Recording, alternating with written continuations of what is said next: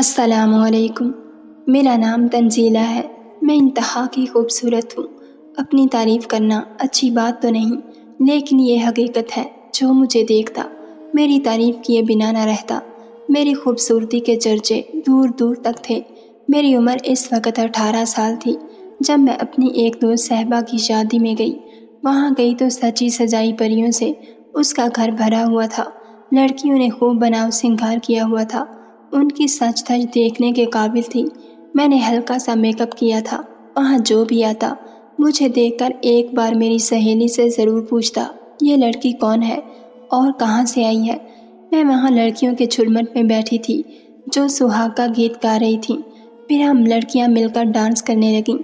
میری نظر اچانک دروازے سے باہر گئی تو محسوس کیا ایک جوان لڑکا مجھے تکنے میں محو ہے۔ مجھے تھوڑا الجھن ہوئی، مگر پھر بھی میں اسے نظر انداز کر کے فنکشن انجوائے کرنے لگی۔ اتفاق سے کچھ دیر بعد میری نظر اس لڑکے پر دوبارہ پڑی تو اس لڑکے کی نگاہیں ابھی تک میری طرف تھیں۔ اف اللہ، یہ کیا چیز ہے؟ میں وہاں سے اپنی سہیلی دلہن کے پاس جا کر بیٹھ گئی۔ اب وہ دلہن کے کمرے میں آنے سے رہا، مگر وہ وہاں بھی آ گیا۔ تب تو مجھے سانس لینا دو بھر ہو گیا۔ اللہ اللہ کر کے وہ رات گزر گئی۔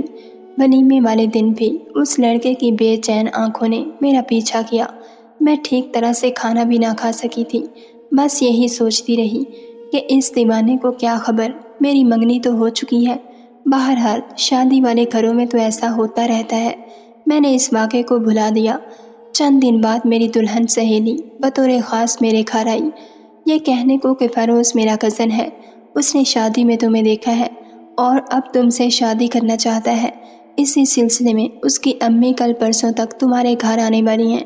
میں نے صاحبہ کی بات کو خاص اہمیت نہ دی، کیونکہ شادی والے روز سے ہی میرے لیے 3 رشتے آ چکے تھے اور امی انہیں رد کر چکی تھی کہ میری منگنی ان کے بھانجے سے ہو گئی تھی۔ اس منگنی میں میری پسند و ناپسند کا کوئی دخل نہ تھا۔ مجھے اپنے ہونے والے شوہر جنید سے نہ محبت تھی اور نہ ہی نفرت۔ میں نہ بہت خوش تھی اور نہ افسردہ، یہ صرف والدین ہی کی خواہش تھی۔ دن یوں ہی گزرتے گئے۔ ایک دن میں کالج سے چھٹی کے بعد گھر واپس آ رہی تھی کہ ایک کار میرے قریب آ کر رکی۔ مڑ کر دیکھا، یہ تو وہی لڑکا تھا جس کا رشتہ صبا لے کر آئی تھی۔ اس کی بے چین آنکھوں نے آج پھر میرا تعاقب کیا تھا اور مجھے راستے میں گھیر لیا۔ اس نے مجھے نام سے پکارا، تنزیلہ، ذرا ٹھہرو، میری بات سن لو۔ ایک اجنبی کے منہ سے اپنا نام سن کر میں حیران رہ گئی۔ میں نے والدہ کو تمہارے گھر رشتے کے لیے بھیجا تھا، مگر جواب انکار میں ملا، تو میں کیا کروں؟ میرے والدین کی جو مرضی، انکار انہوں نے کیا ہے، میں نے نہیں۔ تو پھر کیوں مجھ سے جواب طلبی کر رہے ہو؟ دیکھو، میں تم سے بہت محبت کرتا ہوں اور تمہیں پانا چاہتا ہوں، اور میں ضدی بھی بہت ہوں۔ جس بات کا ایک بار فیصلہ کر لوں پھر اپنے من کی پوری کر کے رہتا ہوں۔ میں تمہیں باعزت طریقے سے اپنانا چاہتا ہوں۔ اچھا ہوا کہ ٹھہر کر تم نے میری بات سن لی، ورنہ گھر تک پیچھا کرتا۔ ٹھیک ہے، بات کر لی ہے اور سن بھی لی ہے، تو اب میں چلوں؟ نہیں، میں تمہاری رائے معلوم کرنا چاہتا ہوں۔ کیا تم میرا ساتھ دو گی؟ مسٹر، میری منگنی ہو چکی ہے، کیا تم زبردستی مجھ سے شادی کرو گے؟ ہاں، زبردستی بھی کر سکتا ہوں، بہت سوچ کر جواب دینا۔ یہ کہہ کر اس نے گاڑی آگے بڑھا دی اور میں پریشان ہو گئی۔ کبھی جی میں آتا کہ گھر جا کر ابھی ابا جان کو بتا دوں، پھر سوچتی نہ جانے بات کتنی بڑھ جائے گی۔ 3 روز تک مارے ڈر کے کالج بھی نہ گئی۔ چوتھے دن وہ پھر راستے میں ملا اور مجھے کھیل لیا۔ میں نے نظر انداز کر کے گزرنا چاہا، اس نے پھرتی سے بازو پکڑ لیا اور کھینچ کر کار میں دھکیل دیا۔ میں شور مچانے ہی لگی تھی کہ اس نے میرے منہ پر ہاتھ رکھ لیا اور کہنے لگا، خاموشی سے بیٹھی رہو، شور مچاؤ گی اچھا نہیں ہوگا۔ میں نے عافیت خاموشی میں جانی۔ یہ سوچ کر صاحبہ کا کزن ہے، اجنبی صحیح، کوئی پہچان تو ہے۔ اس نے فوراً گاڑی سٹارٹ کی اور اپنے گھر لے گیا۔ میں سارا راستہ اسے برا بھلا کہتی رہی، مگر اس نے میری ایک نہ سنی۔ اس کے والدین گھر میں نہ تھے، وہ گاؤں گئے ہوئے تھے، مگر مجھے اس بات کا علم نہ تھا۔ بازو سے پکڑ کر وہ گھر میں لے گیا۔ امی کہاں ہے آپ کی؟ گھر والے سب گاؤں گئے ہیں، اس نے بتایا تو میں گھبرا کر پلٹی۔ اس نے گیٹ کو بند کر دیا۔ میں رونے لگی۔ ڈرو نہیں، کچھ نہیں کہوں گا تمہیں، اس نے ہاتھ جوڑ کر کہا۔ یہ رونا دھونا بند کرو اور میری بات غور سے سنو۔ میں باعزت طریقے سے تم سے شادی کرنا چاہتا ہوں۔ بات بس اتنی سی ہے، اگر تمہارے والدین نہیں مانتے تو تم ہی مان جاؤ اور میرے دل کا خون مت کرو۔ تم چاہتے کیا ہو؟ دیکھو، مجھے ہاتھ لگانے کی بھی کوشش مت کرنا، ورنہ مجھ سے برا کوئی نہیں ہوگا۔ میں غصے میں چلائی تھی۔ ہم آج نکاح پڑھوا لیتے ہیں، اس کے بعد میں خود تم کو تمہارے گھر چھوڑاؤں گا۔ تم یہ مت سمجھو کہ کوئی نقصان پہنچانے یا کسی بری نیت سے تمہیں اغوا کر کے لایا ہوں۔ دیکھو، تم اگر ہاں کرو گی تو ہی ہمارا نکاح ہوگا۔ تم کیسی باتیں کر رہے ہو؟ یہ نہیں ہو سکتا۔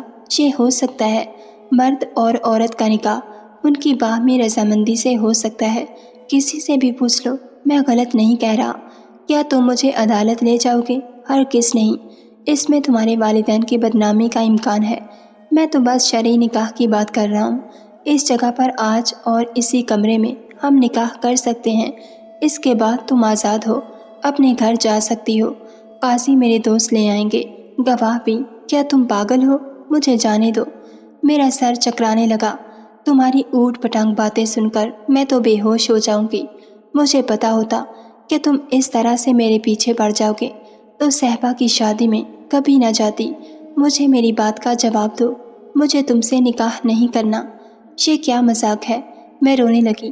کافی دیر تک وہ سمجھاتا رہا، یہاں تک کہ 3-4 گھنٹے گزر گئے۔ وہ میرے پاؤں پکڑے بیٹھا تھا، التجائیں کر رہا تھا، قسمیں کھا رہا تھا۔ میں تمہیں بدنام نہیں کروں گا۔ میرا ارادہ تمہیں دھوکہ دینا نہیں ہے۔ خدا کے لیے مجھے غلط مت سمجھنا۔ منت کرتا ہوں، مجھ سے نکاح کے لیے ہاں کہہ دو۔ رخصتی بے شک تمہارے والدین ہی کریں گے۔ میں رو رو کر یہی کہتی رہی کہ دروازہ کھولو، مجھے گھر جانا ہے۔ اور اس کی ایک ہی رٹ کہ پہلے نکاح کے لیے ہاں کرنا ہوگی، تبھی تم اپنے گھر جا سکو گی۔ اس کی ہر دھرمی پر میں پھوٹ پھوٹ کر رونے لگی، مگر اس پر اثر نہ ہوا۔ بدستور وہ دروازہ بند کیے بیٹھا رہا، حتیٰ کہ شام ہو گئی۔ اب میرا برا حال تھا۔ دن ڈھل رہا تھا۔ والدین کی پریشانی اور ان کی خفگی کا خیال، بدنامی اور رسوائی کے خوف سے میری جان نکلی جاتی تھی۔ تنگ آ کر میں نے روتے روتے کہہ دیا، کر لو نکاح اور پھر مجھے گھر جانے دو۔ میرا خیال تھا کہ وہ ابھی اور اسی وقت کیسے نکاح کر سکتا ہے۔ سوچا رات بیت جائے گی اور یہ ضد پر اڑ جائے گا، ہاں کہہ دوں تاکہ یہ تالا کھولے اور میں نکلوں تو صحیح یہاں سے۔ مگر اس نے تو جی میں ٹھان ہی لی تھی۔ اسی وقت دوستوں کو فون ملا کر کہا کہ دونوں آ جاؤ اپنی بیگمات کے ساتھ۔ پھر کسی وکیل کو فون ملایا کہ بھائی، قاضی اور وکیل دونوں کو لے آؤ تاکہ مغرب سے پہلے یہ نیک کام ہو جائے۔ ہائے اللہ، یہ کیا اول فول بک رہا ہے؟ مجھے کانوں پر یقین نہ آیا کہ اس نے تو پہلے سے ہی سارا انتظام کر رکھا تھا۔ میں ہر صورت گھر پہنچنا چاہتی تھی۔ اگر رات ادھر گزر جاتی تو یقین تھا میرے ابا کا ہارٹ فیل ہو جاتا۔ میری گمشدگی سے وہ کسی کو منہ دکھانے کے قابل نہ رہتے۔ میری زبردستی کی ہاں کو اس نے میری مرضی اور رضا جانا، اور اب میں پھٹی پھٹی آنکھوں سے اس پاگل انسان کو تک رہی تھی۔ تھوڑی دیر بعد 2 کاریں اس کے گیٹ پر آ کر رکیں۔ قاضی صاحب کے علاوہ ایک وکیل صاحب بھی تھے جن کو میری طرف سے وارث بننا تھا، اور 2-3 فیروز کے دوست اپنی بیگمات کے ساتھ وہاں آ گئے۔ آنے والی خواتین پٹافٹ مجھے غسل خانے لے گئیں، ہاتھ منہ دھلوایا اور پھر سرخ جوڑا جو وہ ساتھ لائی تھیں پہنا دیا۔ میں اس سارے ڈرامے کو خاموشی سے سہ رہی تھی۔ مجھے یوں لگ رہا تھا جیسے یہ کوئی فلم کا سین ہے جو مجھ پر فلمایا جا رہا ہے۔ سوچ رہی تھی ان فریبیوں کے چنگل سے نکلوں تو رات سے قبل گھر پہنچوں۔ قاضی صاحب نے نکاح پڑھا دیا اور فیروز کے لائے ہوئے گواہوں کی موجودگی میں فیروز کی شرعی بیوی بن گئی۔ ان لوگوں نے ثبوت کے طور پر تصویریں بھی بنا لی تھیں۔ تب میں نے خواتین سے کہا کہ اس شخص نے اپنی منمانی کر لی ہے، اب اس سے کہو کہ اپنا وعدہ پورا کرے اور مجھے اسی وقت میرے گھر پہنچا دے۔ ہاں ہاں، فکر مت کرو، ہم اس وقت تک یہاں رہیں گی جب تک تمہیں تمہارے گھر نہیں پہنچا دیا جاتا۔ ہم تمہارے ساتھ ہیں۔ اس کارروائی میں گھنٹہ بھر لگا تھا۔ اس کے بعد قاضی تو چلا گیا۔ وہاں موجود سب نے مٹھائی کھائی، مگر میں نے نہ چکھی۔ یہ مٹھائی میرے لیے زہر جیسی تھی۔ سب نے بہت اصرار کیا، میرے منہ میں لڈو بھرنے کی کوشش کی، مگر میں نے ہونٹ بھینچ لیے۔ تب فیروز بولا، اسے تنگ نہ کرو۔ پھر مجھ سے مخاطب ہوا، اب تم جلدی سے لباس تبدیل کر لو، یہ جوڑا تم پر بڑا جچ رہا ہے، مگر ظاہر ہے کہ اس میں تو تم گھر نہیں جاؤ گی، وہی لباس پہن لو۔ جو تم گھر سے پہن کر آئی تھی۔ میں تمہیں گھر چھوڑ آتا ہوں۔ میں نے اپنا صبح والا لباس پہنا اور وہ مجھے باہر لے آیا۔ گاڑی میں مجھے فرنٹ سیٹ پر بٹھایا، کہنے لگا میں تم سے سچا پیار کرتا ہوں، میری بات کا یقین کرو، دل میں کوئی بدگمانی مت لانا۔ نکاح میں نے اس لیے کیا ہے کہ کہیں تمہارے ماں باپ تمہاری کسی اور سے شادی نہ کر دیں۔ تم میری زندگی نہیں، اب میری عزت اور آبرو بن چکی ہو۔ خود کو سنبھال کر رکھنا۔ کافی وقت ہے اس بارے میں سوچنے سمجھنے کے لیے۔ میں کوشش کروں گا تمہارے والدین کو منانے اور راضی کرنے کی، تاکہ جلد از جلد تمہیں دلہن بنا کر اپنے گھر لے آؤں۔ ابھی تو میں نے اپنے والدین کو بھی آگاہ نہیں کیا، انہیں منانے کے لیے بھی تو وقت چاہیے۔ اس کی باتوں میں رستہ کٹ گیا۔ میں خاموش بیٹھی روتی رہی۔ غصہ تو بہت تھا، مگر غصے کا اظہار نہیں کیا۔ گھر نزدیک آ گیا۔ میری جان میں جان آ گئی تھی۔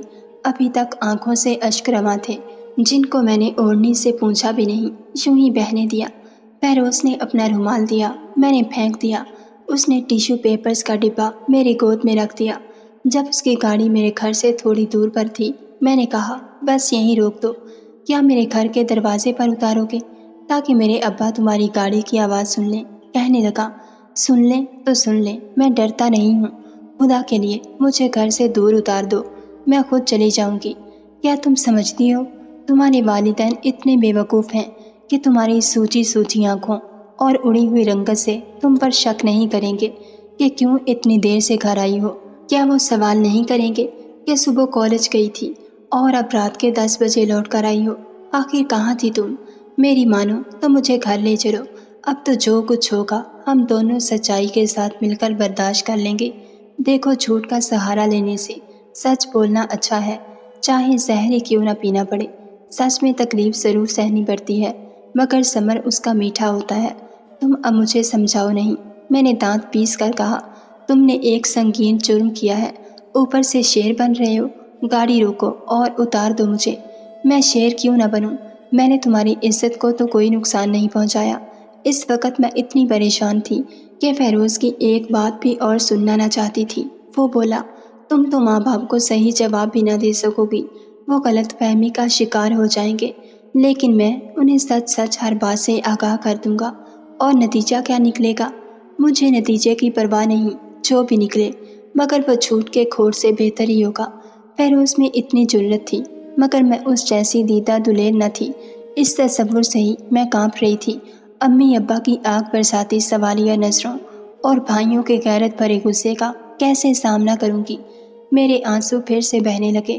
اسے ترس آ گیا اور اس نے مجھے گھر سے ذرا فاصلے پر اتار دیا۔ گھر کا دروازہ کھلا ہوا تھا، شاید سب میرے ہی انتظار میں تھے۔ کانپتے قدموں سے دہلیز پار کر کے صحن میں آئی۔ سامنے برآمدے میں میری ماں سجدے میں پڑی سسک رہی تھی۔ گھر بھر میں سناٹا چھایا ہوا تھا۔ مجھے دیکھ کر وہ تیر کی مانند میری جانب لپکیں اور بازو سے پکڑ کر اپنے کمرے میں لے گئیں۔ اندر سے دروازہ بند کر لیا اور بولی تیرے ابا تجھے تلاش کرنے گئے ہیں، بول کہاں تھی تو؟ پھر میرے چہرے پر گہری نگاہ ڈال کر پوچھا کیا ہوا تیرے ساتھ؟ بتا، کیوں پریشان ہے؟ آنکھیں سرخ تھیں۔ میں کیا بتاتی کیا ہوا ہے؟ میرے رونے سے وہ کچھ اور سمجھ بیٹھیں۔ حالانکہ میری عزت محفوظ تھی، مگر وہ مجھے اس دولت سے بھی محروم سمجھ رہی تھیں۔ کیا حادثہ ہوا ہے تیرے ساتھ؟ بتاتی کیوں نہیں؟ تیرے ابا اور بھائی سپہر سے نکلے ہوئے ہیں، وہ آ جائیں تو کہنا کہ مغرب کو آ گئی تھی۔ میں نے بھی ویسا ہی کہوں گی۔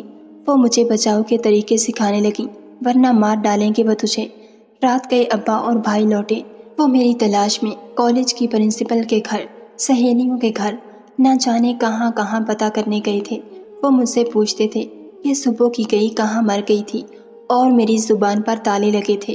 باوجود کوشش کے نہ کوئی چھوٹی کہانی گھڑ سکی اور نہ سچ بتانے کا مجھے میں حوصلہ رہا تھا۔ امی نے سر پیٹا اور سینہ کوٹ ڈالا۔ بھائی مجھے مارنے کے در پہ ہو گئے اور ابا نے ناراضی کی وجہ سے خود کو بھوکا پیاسا کمرے میں بند کر لیا تھا۔ امی اور میں تمام رات روتی رہیں۔ وہ کہہ رہی تھیں جس انسان کے ساتھ تو اتنی دیر تھی اس کا نام تو بتا دے، کہاں رہتا ہے، کون ہے وہ، اور اس نے تیرے ساتھ کیا کیا ہے؟ کیا بتاتی؟ ٹکر ٹکر انہیں دیکھتی اور آنسو میری آنکھوں سے موتیوں کی طرح گرنے لگتے۔ گھر سے اتنی دیر غائب رہنے سے اچھا تھا کہ اب لوٹ کر نہ آتی۔ वहाँ ही रह जाती। हमारी इज्जत पर कालक मल कर अब घर आने की भी क्या ज़रूरत थी। काश तंजीला तू पैदा होते ही मर जाती। तेरे अब्बा तेरे चचा मामू खालाओं और फूफियों के घर से भी पूछ आए हैं। अब हम उन्हें क्या मुंह दिखाएंगे, तेरे मंगेतर को क्या जवाब दूंगी। मैंने सारा दिन कुछ ना खाया, फिर दूसरे रोज़ सभी ने कुछ ना खाया। अब्बा कमरे में बंद पड़े रहे, भाई भी बगैर नाश्ता किए काम पर चले गए और मैं अपने कमरे में सोफे पर पड़ी सोच रही थी, या अल्लाह मेरा क्या कसूर है, ये किस जुर्म की सज़ा है। ऐ अल्लाह मुझे बात करने की ताकत अता कर, मेरी ज़ुबान को खोल दे। क्यों गूंगी हो गई हूँ मैं, हिम्मत दे मुझे कि सारा माजरा कह दूँ।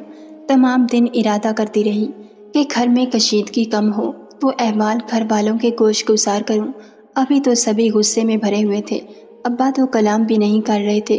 वो मेरे सामने आए और ना ही मैं उनके सामने जाने की जुर्रत कर रही थी। उसी दिन शाम को फ़ैरोज़ के वालिदैन आ गए। उनको फ़ैरोज़ ने भेजा था। उसे फ़िक्र थी कि मेरे साथ कुछ बुरा हुआ होगा। इन्होंने कहा, हम तो दुनियावी तरीके से रिश्ता तलब करने आए थे, मगर आप लोगों ने इनकार कर दिया। देखिए अब क्या से क्या हो गया है। बच्चों ने अपनी मनमानी कर ली। इन्होंने निकाह नामे की फ़ोटो कॉपी और फ़ैरोज़ के साथ निकाह के वक़्त मेरी ली गई तस्वीर उनके आगे रख दी। कहने लगे, हम भी शरीफ लोग हैं और आप भी। इस निकाह में ना हम शामिल थे और ना आप लोग। हमारी बेखबरी में ये सब हुआ है। अब आपकी जो मर्ज़ी हो करें। अदालत जाना चाहते हैं तो अदालत जाएं, या फिर लड़की को इज्जत से रुखसत कर दें। हम इज्जत से बच्ची की डोली ले जाने को तैयार हैं। हम भी कुछ कीड़े पड़े नहीं हैं, इज्जतदार और साहिब जायदाद हैं। गांव जाकर मालूम कर लें, सारा गांव हमको सलाम करता है। मेरे वालिदैन निकाह की तस्वीर देखकर दंग रह गए। इन्होंने कमरे में जाकर आपस में सलाह मशवरा किया। अब्बा ने अम्मी से कहा, बेटी को मार दो या इन लोगों को रुखसती की तारीख दे दो। जो तुम्हारी पगड़ी की इज्जत रखने आई हैं उनको तारीख दे दो और बात को ना बढ़ाओ। अदालत जाने से रुसवाई और जिल्लत ही होगी। अगर लड़की अपनी इतनी मनमानी कर सकती है, अदालत में क्या हमारे खिलाफ बयान नहीं दे सकती। शुक्र करो कि रात बाहर नहीं गुजारी और घर आ गई। परस अब्बू के समझाने से अम्मी मान गई और वहाँ से होकर शादी की तारीख दे दी। उन अकल के मारों ने तब भी मुझसे ये नहीं पूछा कि बेटी तेरी क्या मर्जी है और तेरा फ़ैरोज़ के साथ निकाह किन हालात में हुआ। इन लोगों के जाने के बाद अम्मी रोते हुए मेरे कमरे में आईं। वो खाना लाई थीं। ट्रे सामने रख कर बोली, इस बुढ़ापे में हमको तूने जिस तरह ज़लीलो ख्वार किया, इससे तो बेहतर था पहले ही मुंह से फूट पड़ती और अपने इस चक्कर से मुझे आगाह कर देती। मैं दिलावर से तेरी मंगनी करके अपने भाई और भाभी के सामने तो शर्मिंदा ना होती। अब बरादरी को क्या मुँह दिखाएंगे। मैंने अम्मी को सारी बात बताई, मगर उन्हें मेरी किसी बात पर यकीन नहीं आया। वो बोली, ये झूठ है। अगर ये निकाह उसने तुझसे ज़बरदस्ती से किया तो तुमने कैसे ये सुख जोड़ा पहन लिया और तस्वीर भी बनवा ली। क्या ये कोई अकल में आने वाली बात है। तेरे अब्बा और भाइयों से ये कहूँ तो क्या वो मान लेंगे। वो हर किस नहीं मानेंगे। पर इस घर में अब तो ना कोई मुझे मुँह लगाने को तैयार था और ना कुछ सुनने को। मेरी बात पर किसी को यकीन ही ना आता था। ख़ानदान वालों ने क्या कुछ ना कहा, मंगेतर से कैसे पीछा छूटा, ये तो एक अलग दास्तान है। अम्मा के ताने सुन सुनकर कलेजा पक गया था। इन दिनों मैं ना जीती थी और ना मरती थी। कभी फ़ैरोज़ को कोसती थी तो कभी जहर ढूंढती थी कि इस जिल्लत से निजात मिल जाए जो भाइयों की जहरीली निगाहों को देखकर महसूस होती थी। जहेज़ तो तैयार था। वो दिन भी आ गया जब मेरी रुखसती हो गई और फ़ैरोज़ के दिल की मुराद पूरी हो गई। वो मुझे बड़ी चाहत और ढोल बाजों के साथ ब्याह कर ले गया। मामू की वजह से ननियाल वाले तो सभी नाराज़ थे। वो शादी में ना बैठे। दुधियाल वाले शामिल हुए। रुखसती से कबल अब्बा कमरे में आए और बोले, ये सब तेरा अपना किया धरा है। अपने दुख सुख की भी मुस्तकबिल में तू खुद जिम्मेदार होगी। हमसे कोई वास्ता ना होगा। जिस तरह तूने मनमानी की है उसकी मिसाल हमारे ख़ानदान में नहीं मिलती। हमने तो बस अपनी इज्जत बचाई है और क्या करते। अब्बा की ये बातें सुनकर मेरे दिल पर क्या गुजरी मैं बता नहीं सकती। शुरू में मैं खफा रही थी, मगर फ़ैरोज़ को मेरी खफगी की परवाह न थी। वो बहुत खुश था, गोया सारे जहान की खुशियाँ उसे मिल गई हों। शादी के बाद मैं काफ़ी दिन उससे खिंची खिंची रही, लेकिन मेके की मोहब्बत खोकर अपनी खाली झोली किसी की मोहब्बत से तो भरना थी। रफ्ता रफ्ता फ़ैरोज़ को ज़हन ने कबूल कर लिया। वो वाकई मुझसे मोहब्बत करते थे, करते हैं और करते रहेंगे। इन्होंने दुनिया जहान की खुशियाँ मेरे कदमों में ला कर रख दी हैं। मैंने सोचा भी नहीं था कि वो इस कदर टूट कर चाहते हैं मुझे। मेरे बगैर उनका एक एक पल मुश्किल से गुजरता है। अब मेरी नफ़रत भी उनसे मोहब्बत में बदल गई है। हमारी शादी को 5 साल गुजर चुके हैं। हमारे 2 बेटे भी हैं। अम्मी अब्बू ने भी हम दोनों को माफ़ कर दिया है। वो अभी तक यही समझते हैं कि मैंने उन्हें अंधेरे में रखा, धोखा दिया, मगर सच तो मेरा खुदा जानता है। शायद मेरी तकदीर में ही कुछ ऐसे लिखा था। आज मैं माजी को भूलकर अपनी ज़िंदगी हंसी खुशी गुजार रही हूँ। नाज़रीन, अगर आपको हमारी वीडियो पसंद आई है तो लाइक और शेयर ज़रूर कीजिए और ऐसी मज़ीद वीडियोस देखने के लिए हमारे चैनल को सब्सक्राइब कर लीजिए।